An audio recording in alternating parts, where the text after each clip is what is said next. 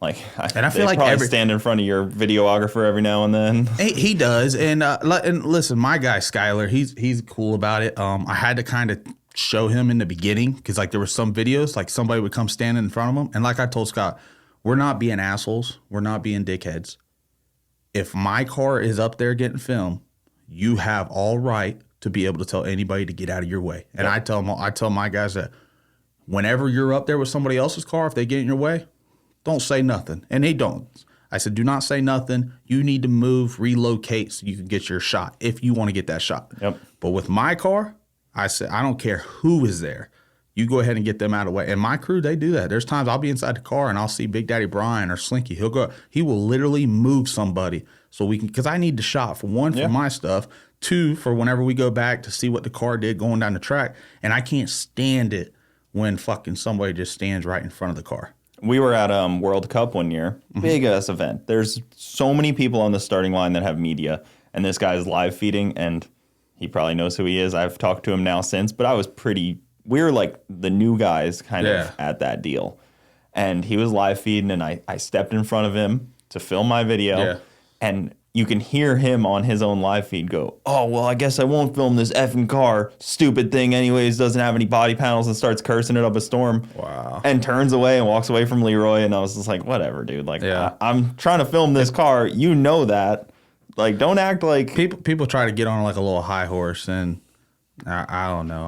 I got into it one time at the racetrack. It was actually down at Bradenton. I want to say it was Flow Racing. They were doing a live feed or some shit or whatever.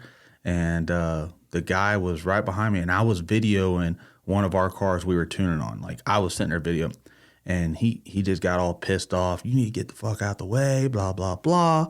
And that was the only time that I kind of got hot, came unglued. And I said, you could easily move. I mean, it doesn't mean no different than me. You could have moved 3 foot to your right or your left and got your same shot.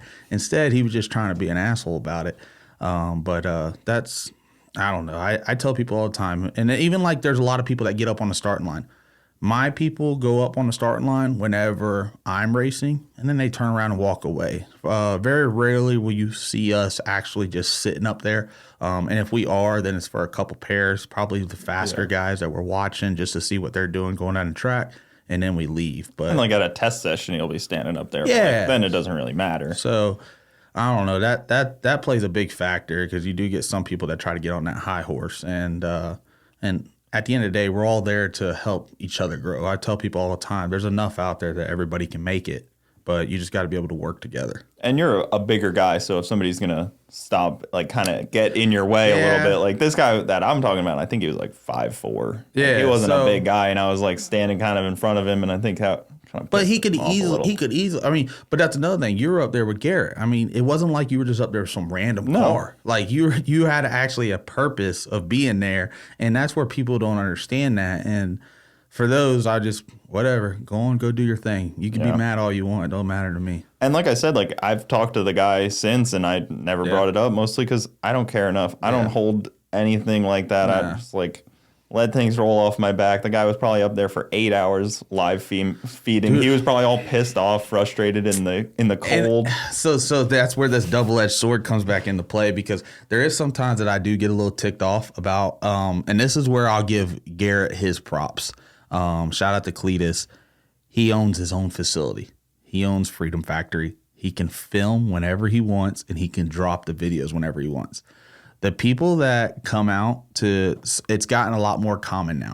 Like you have, especially NPK, there's a good solid 5 or 6 YouTube channels that has blown up because all they do is just go to each track and film our cars. Yeah. Film our car. By the time I get from the return road back to my pits, the video's already up on YouTube. Justin just made that pass or whatever, where I have that same footage, but I can't get it up fast enough. So that's where, and I'm not mad at them for it because that is, their hustle. They're making their money, but it also some stuff like when I wrecked, there was so many videos that got put up because to get that view count, we wanted to get that wreck.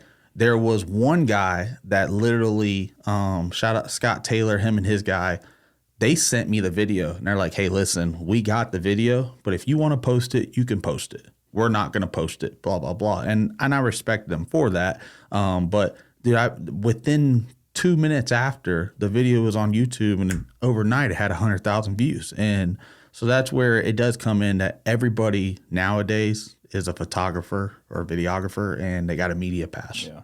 And I feel like that kind of hurts some stuff. It definitely makes it tough. It's kind of like ambulance chasing in a way. Yeah. Like, where you kind of like, it's the old lawyer thing where you follow the ambulances and then you kind of like. And